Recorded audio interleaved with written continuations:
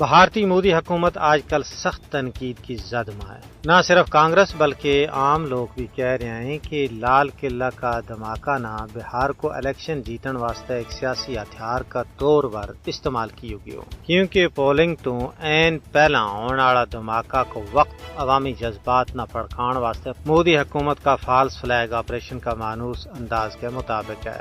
False flag operation کا مطلب ہے کہ حکومت اپنا مخالفین یا جن نہ وہ دشمن سمجھے کی طرفوں ہونے والا کوئی حملوں یا دھماکوں خود کروا کے اس نے کسی اور پر الزام لا دے تاکہ سیاسی فائدہ حاصل کیا جا سکے۔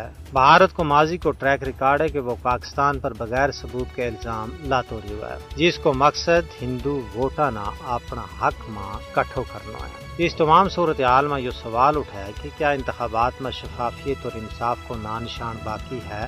کانگریس کی طرفوں بی جے پی کی قیادت میں الیکشن کمیشن کا کردار پر بھی سوال چائے جا رہے ہیں، جس نے جانبدار اور حکومتی مفاد میں کم کرنے کو الزام دیتے جا رہے ہیں۔ یہ بھی کیا گیا ہے کہ ریاستی مشینری کو استعمال کر کے حکومت انتخابی نتائج پر اثر انداز ہونے کی کوشش کرے جیڑی جمہوریت کا بنیادی اصولوں کے برخلاف ہے۔ یہ ساری گل ایک بڑا سیاسی کھیڑ کی طرف اشارہ کرے۔ یہ عوامی جذبات نہ مانیٹر کر کے ان کو فائدہ چانے کی کوشش کی جا رہی ہے۔ اس نال بھارتی انتخابی عمل کی شفافیت پر سوال اٹھ رہے ہیں اور اس گل کی ضرورت محسوس ہو رہی ہے کہ اس طرح کا الزامات کی تحقیقات کی جائیں تاکہ عوام کو اعتماد بحال ہو سکے اور ہندوتوا حکومت اگے مستقبل میں لوکاں نہ توکھو نہ دے سکے۔